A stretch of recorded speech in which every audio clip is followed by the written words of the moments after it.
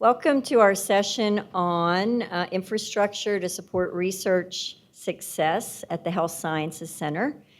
We appreciate those of you that stayed in versus leaving to the sunshine because it's really tempting, and so we're glad you're with us. My name's Laura Gibson. I'm the Senior Associate VP for Research and Graduate Education at the Health Science Center, and have with me three valued colleagues that are going to tell you about really important resources to leverage.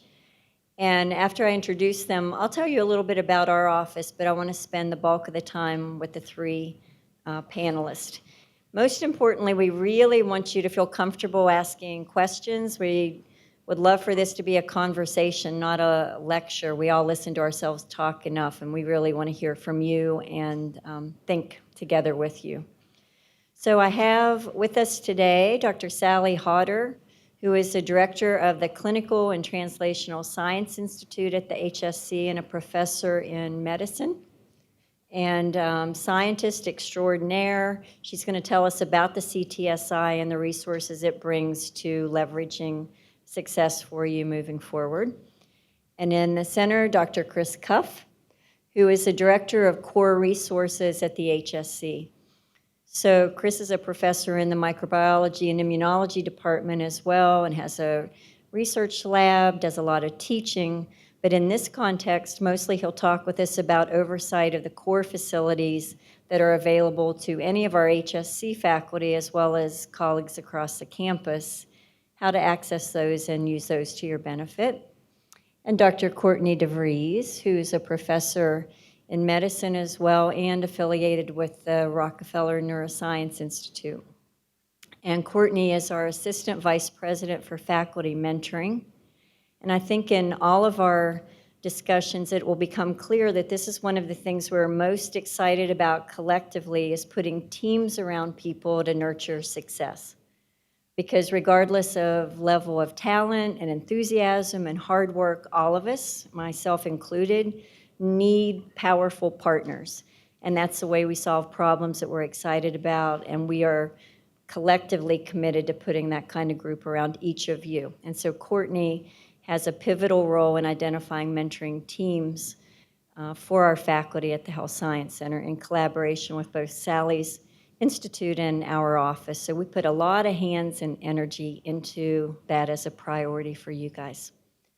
So the Office of Research and Graduate Education, we think of our overarching mission in quite simple terms, to be honest, and that is to make it easier to be a scientist, whether it's a clinical scientist, a basic scientist, to do meaningful research at the Health Science Center. And so what impacts on that is efficiency and really exciting graduate training programs, both PhD and master's programs that are overseen by our group, and then infrastructure that supports predominantly basic science on one level. And then we have Dr. Hodder will talk more about the translational science infrastructure, but we live on the same floor together. We overlap a lot in the middle by design, I think. Is that accurate, Sally? So we make some artificial distinctions, and we certainly have areas of expertise, but you should never be concerned about, am I going the right place for this question to be answered? You should simply come and ask the question, and all of us work together in making sure you land where you need to be to move forward. So we oversee the biomedical PhD programs. There are 7 of those at the HSC, and we have hands-on the other 7 PhD granting programs, but don't direct them quite as directly as the lab-based programs. We also have a couple master's programs through our office that are overseen by Linda Vonna Davis, who isn't here today. So a lot of emphasis on education mission for the scientists because they really serve as the workforce and the exciting young intellect in all of our laboratories.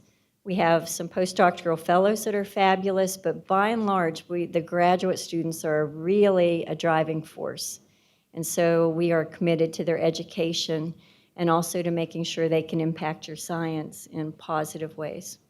So it's kind of on the education side. Dr. Lisa Salati is the Assistant VP for Education in our office. And if you look in your folder that Vala Masters gave you, there's a cheat sheet for everybody that's in our group and a quick what do they do, and you can use that when you come see us. But basically just come see us and ask, and we'll help you find the right person.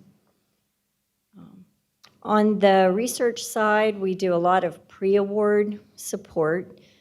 Our goal is really that scientists focus on science and that other people focus on extraneous pieces of grants. And so we've grown in that area and put a lot of energy into it. And I would ask Val, she's our expert. She's been at the HSC for how many years, Val? 48 years. She knows a lot of people and a lot of stuff.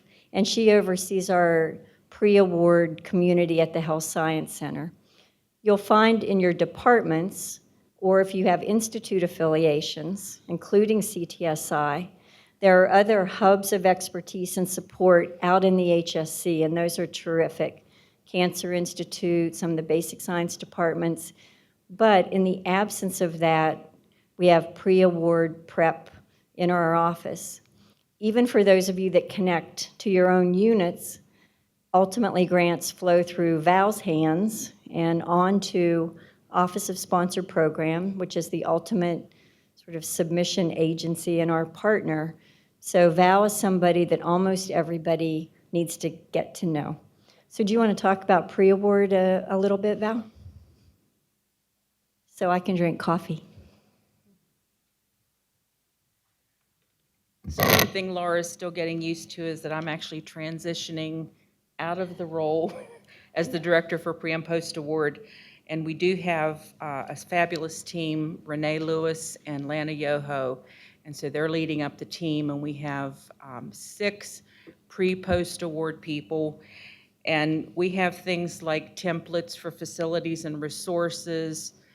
We have experience with dealing with most of the grant applications, but primarily out of the Health Science Center. We typically have the majority of our applications are NIH.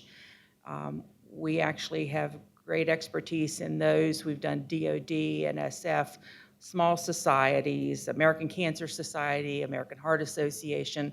So if we haven't done it, we'll learn how to do it. So basically, we work hand in hand with the Office of Sponsored Programs. And the portal to get pre-award support from our office is on our webpage. There's a link to Preaward Services. It takes about a minute to fill out the form. There's several questions on it so that we know how to direct the person as far as if you've had CTSI funding and if this is a result of CTSI funding, if you've had bridge funding, what the agency is that you're going to, what the deadline date is, what the announcement number is, those sorts of things.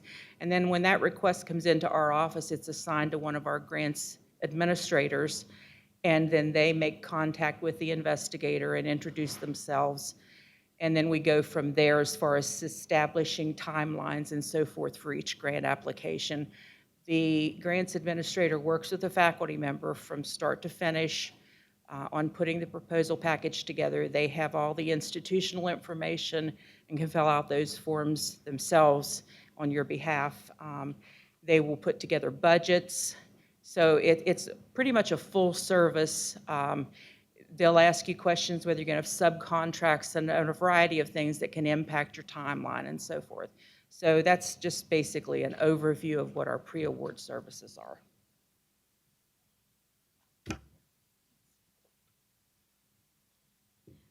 So I think the bottom line, instead of concerning yourself with details, is just realizing there's a support infrastructure under you.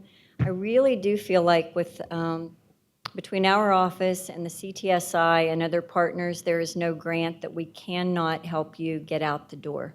So don't feel uneasy about it. I think first grants are very exciting, and they're also a little bit unnerving. And Chris and I were talking on a different topic this morning that half of anything new can be nothing but a mind game. And so if you realize we're in it collectively, you don't need to feel uneasy about asking questions that may feel naive. Just bring it. We really want to support you in what's exciting to you. and helping you get impactful work out. So don't hesitate to contact us. So I'll be quiet now, and we'll start with Sally, and she can describe her team and her institute, and then we'll just go down through the panelists. Maybe we'll go through the 3 panelists, and then we can ask questions across the board just to make sure we share the information from all 3. Dr. Hodder? Thank you, and welcome.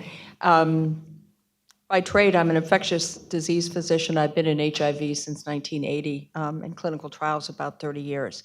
And I've been at West Virginia University for 5 years. I came from Rutgers, and I said, I don't know where you guys are from, but I said, Metro New York and West Virginia, let me rent a house for 6 months and we'll see. And I love it. I mean, it really is the potential for impact here. I still have my place in Manhattan, but the potential for impact here is enormous. And the mission of the CTSI is to build research infrastructure that positively impacts health outcomes in West Virginia, which, as you know, in a number of categories are really in the basement. If you should have some handouts. There's one that looks like this with some colorful boxes. Just a little bit of history about the CTSI. It was originally funded in 2012. It is a $20 million 5-year grant out of General Medical Sciences. I think the impressive thing about West Virginia is that in the first round there was about $35 million of additional funds that went towards that. We successfully renewed in 2017 for another $20 million, 5 years. And actually the amount of cost share funds from various organizations in West Virginia went up to $36.7 million over that 5-year period. We're based at West Virginia University. We're really a statewide institute. Our partners include NIOSH, which is across the parking lot and up the hill. We have Charleston Area Medical Center, Marshall University, the School of Osteopathic Medicine, and also the VA came in this time. And so it really, I think, brings many of the medical concerns in West Virginia together, and they work really very well together. I'm not going to reiterate all the colored boxes. One of the questions I always get, well, what's a CTSI versus a CTSA?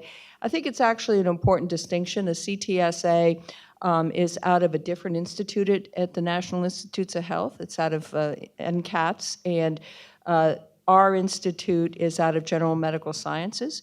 They felt that CTRs actually are a IDEA program, which are institutional development awards. They're actually made eligible are 23 states who do not get their fair share of NIH funding, which actually was noticed in the mid-90s by Congress when they created these IDEA programs. And there's a lot more. If you've been at places with CTSAs, and we have 2 CTSA PIs on our external advisory committee, we have much more flexibility, I think, to really do things that matter. I actually just put Letterman's top 10, though I see there are only 8, so I think my arithmetic was off. But I over and over we hear, oh, I didn't know that was available. So the first thing I would say is become a member. You have to become a member. You go on our website. There's some cards on the tables if you don't have that, and it is like your name, your department, and attach a CV. That's all you have to do. And then you are eligible for services. If you don't know where to start, you'll see in bullet point number 1, Megan Reeves. She's sort of our investigator development manager, front door concierge. Come in and say, this is what I need and want to do, and then she will help you connect the dots. Some people actually know what they want to do. We have a number of databases. We have a 1.5 million person EMR data warehouse that has laboratory results, ICD-9s, 10s, visits, and that is useful. You can get in there de-identified, or even more importantly, on our Trinetics platform. Trinetics is a company out of Cambridge, Massachusetts, that has 300 million lives, including WVU. And so you can go in, and if you want to run a virtual trial about outcomes of 2 different antidepressants, you can actually go into that database, give the selection criteria. You can do propensity scoring, so your cohort are matched on various things, and then you can really look at the outcome. It is very cool. And I think it's, if you're thinking about doing a trial, just running a virtual trial is actually very interesting to do in that database. We have REDCap, which is our top service. We have 1,600 REDCap databases. REDCap is a HIPAA compliant, really data management entry system where you can put lab data. We have a research design. Often the problem is the question a good research question, and are the variables you're seeking to sort of collect, are they going to answer that question? And we have folks that can help you with that and do sample size calculation. Clinical trials, I would say if the CTSI had one area of special focus recently, it's clinical trials. We're developing a clinical trials center of excellence. We have really soup to nuts, anything from budget for clinical trial, and it can be industry, it can be NIH, or it can be actually an investigator-initiated trial. Regulatory support, coordinators if you don't have a coordinator to do that. And then we also have a quality monitoring group that actually audits for regulatory compliance and data quality, and that is random unless you request it. We are starting a Principal Investigators Academy, which I hope that any of you that do clinical trials will join. It's going to be kicked off in October. We have the FDA actually coming to talk to us. We're going to do dinner meetings. And for those who have not been PI on more than 3 clinical trials, we're going to have available a mentor. So when your patient dies at 6 p.m. on Friday on an IND trial, you know exactly what to do so you don't get in trouble with the FDA, because you really need somebody to call. We have a pilot projects program, and here's the important thing, if you don't remember anything else, if you're interested. We have a letter of intent that's due September 15th. And so what we require in that letter of intent is the name of the trial, sort of the rationale, the objective, and then, if you get invited, then you can spend your time doing the 5-page proposal. Most people do get invited. We absolutely love to give advice before that goes in. So if you're not really clear what we're looking for, get a hold of Megan right away. But that's coming up. And then we have a rolling 5,000 small grants. If you just need, somebody to do some stat or something like that. We have a clinical fellows program, clinical scholars, where junior faculty members apply, and we buy out and support protected time with the idea that they will develop a project. They will have paper and abstract at the end of that, and then an external proposal. And we have lots of other stuff. If I've not, sort of mentioned anything that's turned you on, then you need to talk to me, because I'm sure we have something that would turn you on. All right, that's a quote we'll live by right there.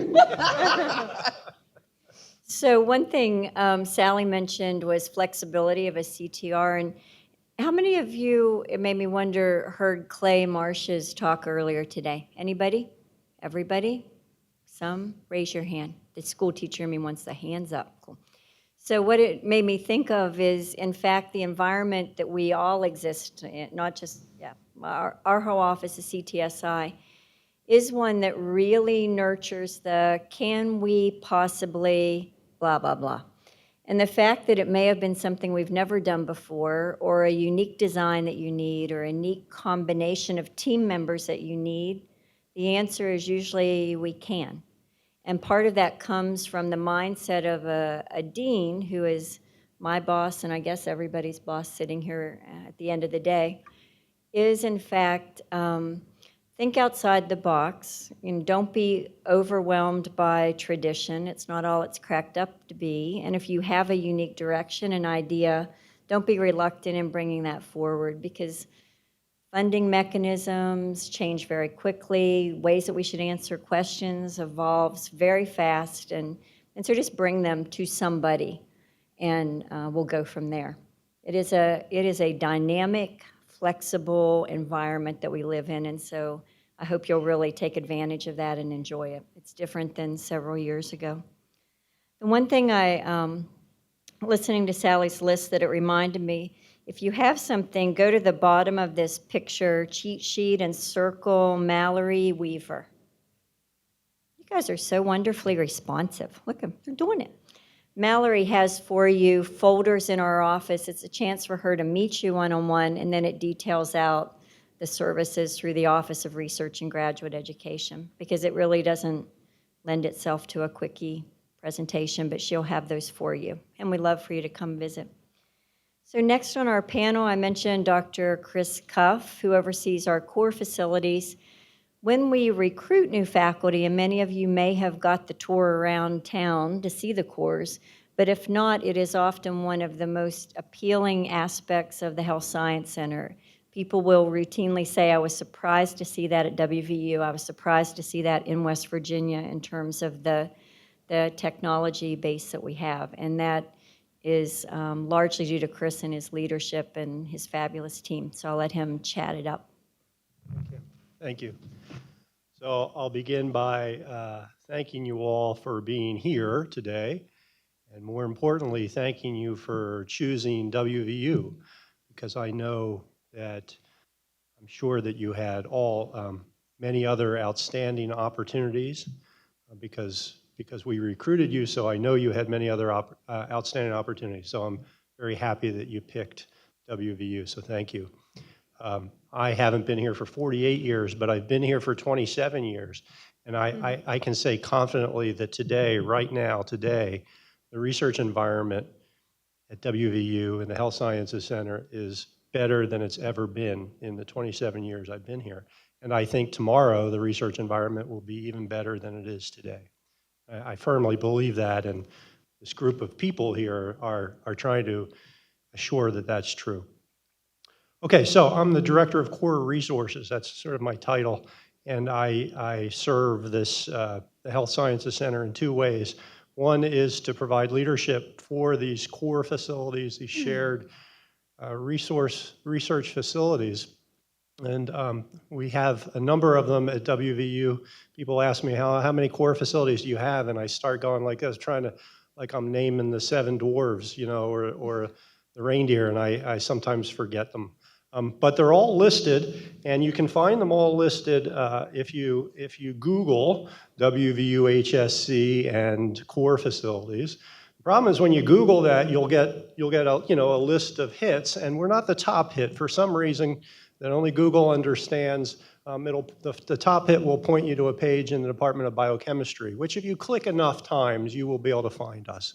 But if you hit the second hit there, which will take you to the research office, you should get a very nice comprehensive list of the core facilities that we're attached to in the Office of Research and Graduate Education.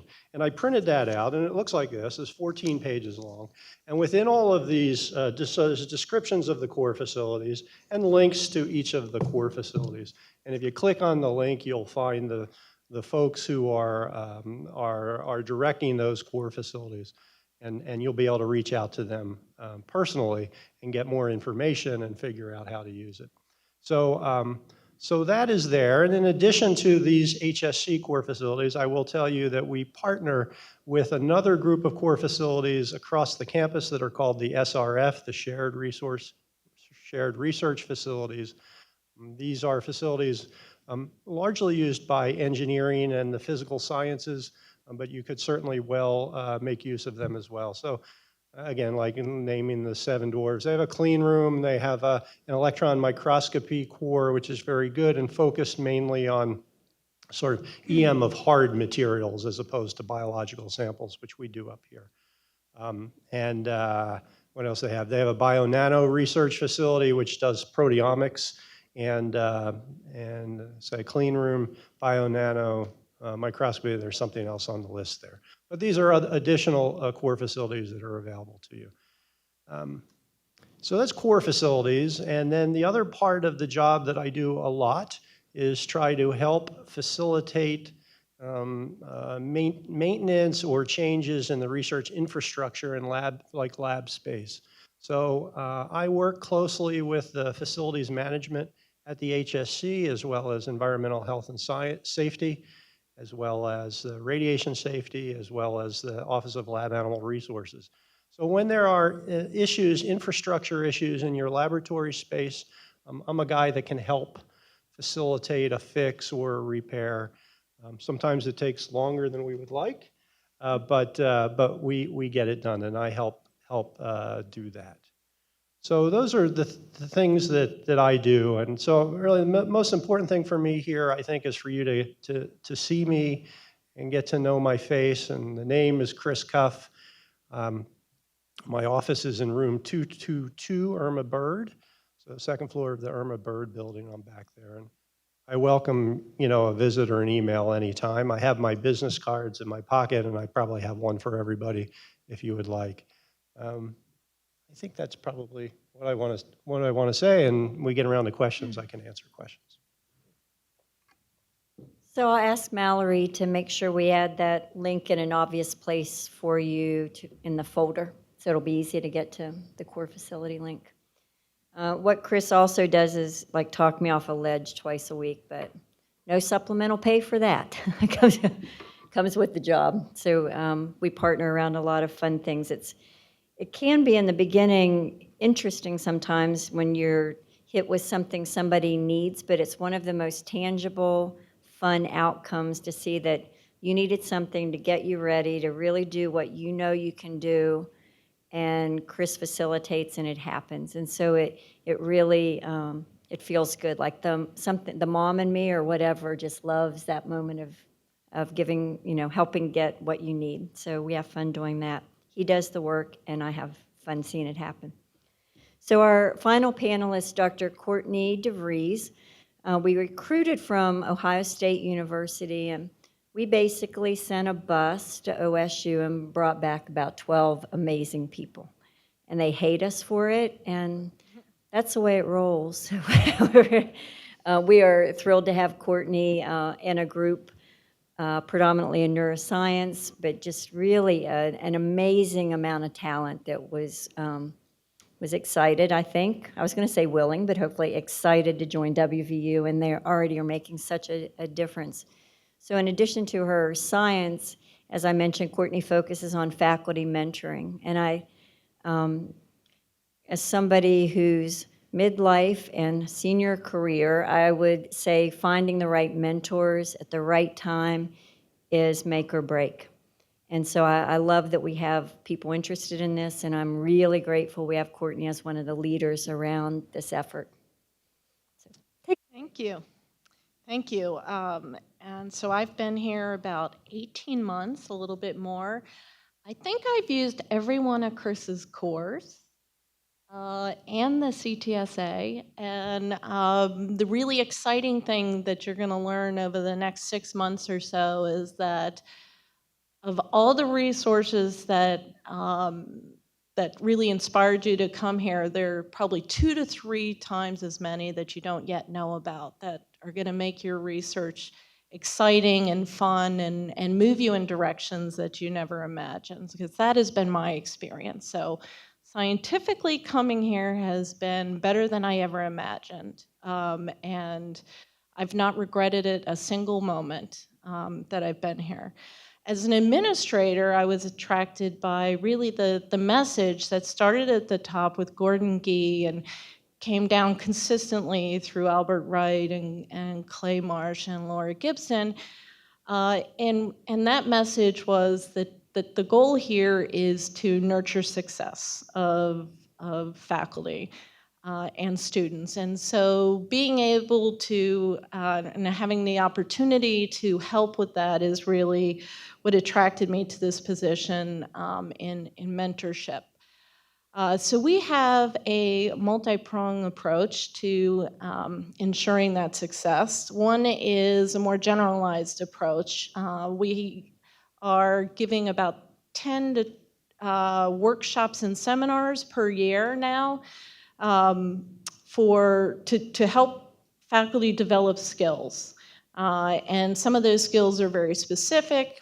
As an example, in September, we have on the books, and you'll be receiving notices soon, advertisements for preparing biosketches for NIH, compelling biosketches. And so we'll have a seminar on a Tuesday, On the following Thursday, everyone who attended the seminar will be invited to share their biosketches in a peer editing session. So that's a very specific skill. We also are providing more general skills. We have planned seminars on building resilience within the lab, and also topics like having difficult conversations. And so some of these workshops and seminars will be offered every year or multiple times per year, and then some of them will be offered at lesser frequency. We also have the more individualized approach, which is working with your departments to provide mentorship. And as Laura had mentioned, that mentorship is going to be different. What you need out of a mentorship relationship is going to be different today than it is 2 years from now, than 5 years from now, et cetera. And so part of the individualized approach is to figure out exactly what you need to achieve your goals in terms of professional success as well as satisfaction. We want you not just to be good at what you're doing, but to love what you're doing. And we think we can help you in those regards. So we will work individually with people, and we will also provide these workshops that help build skills. We link up, there's so many resources here, and as I said, even at 18 months in, I'm still learning about what's available. But we have links in terms of mentorship with the CTSI, with the college, and as you heard from the provost, even at the university level. So I will help navigate all the resources available. And some of them are specific to HSC, and some of them are more university-wide. So I look forward to helping you figure out what you want and what you need in order to be your most successful faculty member. And hopefully later today or sometime in the coming weeks as you settle in, look me up, and I'd love to get together and talk about some of your goals for the next year, 2 years, 5 years. Thank you. Thanks, Courtney. One thing you touched on I think is really important is the changing nature of mentoring needs that you guys will have and that we all have. And Courtney mentioned our peer mentoring program, which I think really is quite different than how we tended to do it 20 years ago. We would have junior faculty, we assume they need mentoring, be like, okay, send in the old man to tell me how it's done. And that's really not our approach anymore. There's emphasis on content area as well as career development and work-life integration and the things that Courtney touched on. And there's such value in someone with a lot of experience, of course, but also somebody that's in the trenches with you or just a little ahead of where you are that can really relate in a different way. So Courtney is fabulous in putting together those diverse teams around faculty to cover all the bases instead of just, let me read your grant, we'll try and get your grant funded. Of course, but that's just one part of a much bigger career development plan that's really critical. So I made a $50 bet that I could get somebody to ask a question because I hear it's a little bit of a quiet group. And if you ask, I'll give you 25 of it. So with that, do we have any questions from the group? All right, the school teacher in me, I'll give you 40 of the 50. Anybody? There we go. Come on up for your cash. Come up front. Yeah, great question. So in our... Sally, can you repeat the question? Oh, please? sorry about that. So Yes. what data is in the database? Is it, do you have to pull other data? If you look at our integrated data repository, which is the warehouse on the 1.5 million WVU medicine folks, okay? That is laboratory data, ICD-9 and 10 data, visit data, procedures. And there are something like 20,000 clarity tables, and we can pull that for you. If it's identified, you need an IRB. What is not in there are imaging, and to date, we do not have non-data field natural language processing.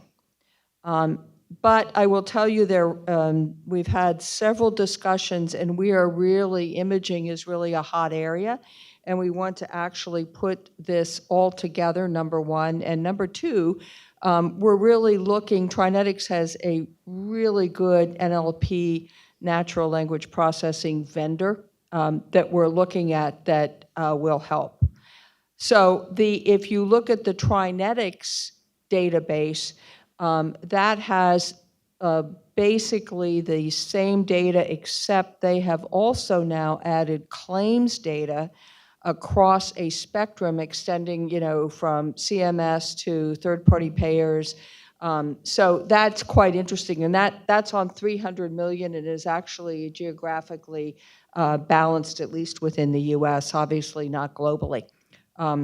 And, we're really looking to develop new data services. I think that's extremely important, and I think particularly for clinicians, I think often that, retrospective data are really hypothesis generating that's quite interesting.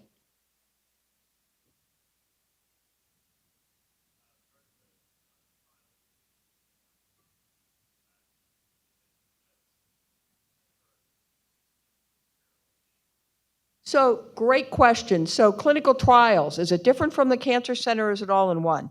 So the Clinical Trial Center of Excellence is like an umbrella organization with SOPs that really develop the whole organization with auditing, to assure regulatory compliance, to training, to assure that there's training across coordinators as well as PIs, and then of course the PI Academy.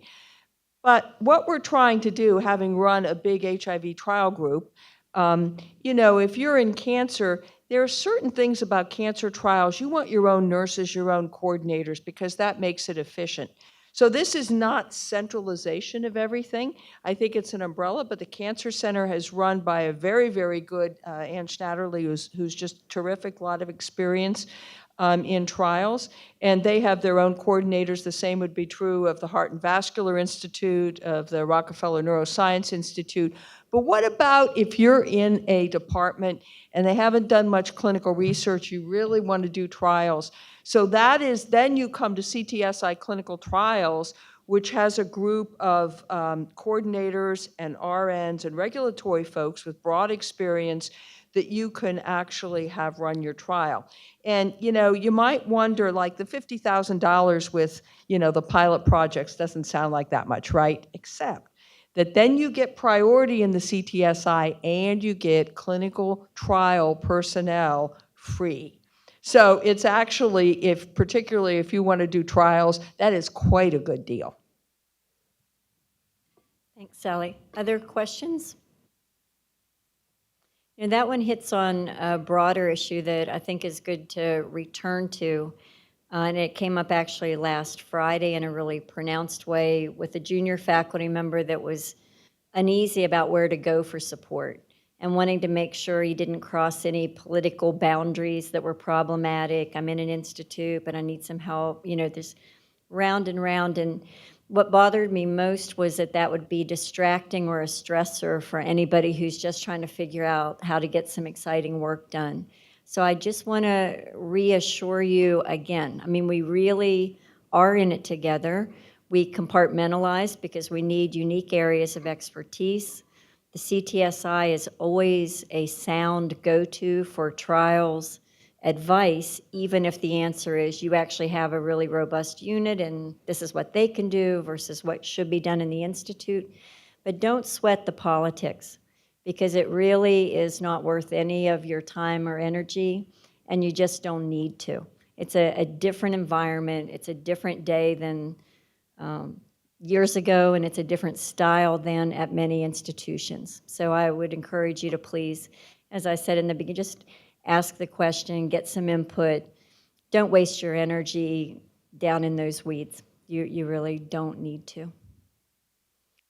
How many of you, I love collecting data, even in a non-scientific way. For how many of you is this your first faculty appointment? Ooh, that's exciting. How many feel more excited than terrified? Nobody, okay. And for a few of you, it understandably feels like a lot to take on. But it really, I mean, our job, I think, is to make it a transition that feels well supported and hopefully more exciting than terrifying. And when you hit that moment of being overwhelmed, just breathe, yell for somebody. We always, among us, know who to call if it's not one of us, and we're happy to do that. Can I make a comment? Just thinking about resources to make your lives easier. If you're writing a grant and you got to fill in the facilities and resources section, you could copy and paste all of this on the website. We try to keep this updated, but I have a Word document that I really try to keep up to date. I do sort of a deep review of it twice a year, and I have it available. And if you contact me and ask me for it, I can email it to you, and I'll probably crack it open and take a quick look, especially if you tell me what parts are most important to you, and I'll just make sure it's completely up to date and send it to you. So you can drop that into your grant. You don't have to think about how am I going to find all the facilities and resources at the HSC. So please contact me when that time comes. And just adding on that, you know, clinical trials, if you do an NIH grant and it's a clinical trial as they define, you may have your 12-page write-up, but you have about 30 pages of required attachments. And we have boilerplate for most of that. Now, you're going to have to adapt it to your trial, but, you know, it's really the same thing, and it's really quite onerous to do. It's almost sort of a protocol. So, you know, if you're going to sort of apply for what qualifies the clinical trial, come see us early and often. I'd also like to add, and this is my recent experience, is that as great as the cores are, every now and then you're going to want to do something that the Corps isn't equipped to do in terms of equipment. That's another time you should also reach out to Chris Cuff. WVU belongs to a consortium, which he can tell you a little bit more about, of different universities. So, for example, we got a response back from, a review back from a reviewer on a grant who wanted a very specific technique done with a very specific assay. And so I called Chris, I'm like, is this anywhere on our campus? And he was able to find it at another university, and then wrote the letter to include in the response to the grant, and also then facilitated having those samples shipped to that university for assay, and we're waiting on the data now. So, and the funding of those, I think they charge at the same rate as if you are a member of that university, as long as you're part of the consortium. And then it was also really easy to pay for those samples. So it was a great experience, and as you're learning about the cores, again, if there's anything you don't see there, ask him. If it's on campus, he knows. If it's not on campus, he knows where to find it. That's a great point, because the goal is not that we keep all the work local to WVU or the HSC. The goal is the work gets done and you accomplish what you're excited about. So you're right, within the consortium is a connect that Chris can facilitate. Beyond that, across the office and our faculty colleagues can pretty much identify somebody who knows somebody that does it. And that's really the network that we want you to be comfortable working in, because that's the way things move efficiently. It's not, oh, I can't do it because I don't have the facilities. It's the facility is your colleague. And so please be sure to bring those things to one of us. Sally, do you want to please talk about Kailyn Lund's visit? Yeah, I forgot to. How many are clinicians in here? Lots. You probably saw the New England Journal perspective piece a week ago, where physician scientists have gone from about 5% to 1.7%. And NIH is very worried about this. Kailyn Lund, Dr. Lund, is in the Workforce Development Office. She, for the past couple of years, has been looking at this issue. And though her topic, when she comes on September 16th, and she will be giving a talk at 4 p.m., you all have the public service announcement on the tables. I really asked her also to address some of the new mechanisms, particularly that NIH is going to be trying out for clinicians, which I think are quite interesting, because I think clinicians really are not doing well, and it's really a big problem. We are also on the 17th, on Tuesday, September 17th, running a series of one-hour sessions, and most of you are new, so we don't have your names. We're doing them for early stage investigators, for more experienced investigators. If you would like to be in one of those sessions, email either me or email Megan. We would love to have you, but please don't miss this, because I think that, and NIH is very interested in rural health these days. So I think that this is a time and an opportunity, that actually being at West Virginia may be better than being at Harvard. Being at West Virginia is better than being at Harvard. Yeah. So we had, thinking about the guests that Sally's bringing, about a year ago, we had a dozen NIH program officers come for a visit to the HSC in general. And we continue to get notes and comments from them. They were really taken by the diversity of projects, the quality, the talent. And so these kinds of guests that come take back with them a sense of WVU and a sense of the HSC that is very different than several years ago. So it really, I know the time constraints are quite real for everybody. And we had a meeting last night that was the bulk of the discussion, was the reality of only 24 hours in a day. And we've worked hard for 25, but it's 24. So we know that. But these are opportunities that are really unique, especially in small group settings, to get to connect with somebody one-on-one, or when we have a big group like before. It's that sort of FaceTime and the insight they can provide is really valuable, and they tend to be really fun as well. So I think it's a win-win if you can make time to be there. Do we have any other questions? You're not so quiet. That's good. I appreciate that. And I want to thank Julie Lockman and Louise Veslecki for organizing this for us today. And would just tell you, please come and see us. We're so glad you're here. Thanks.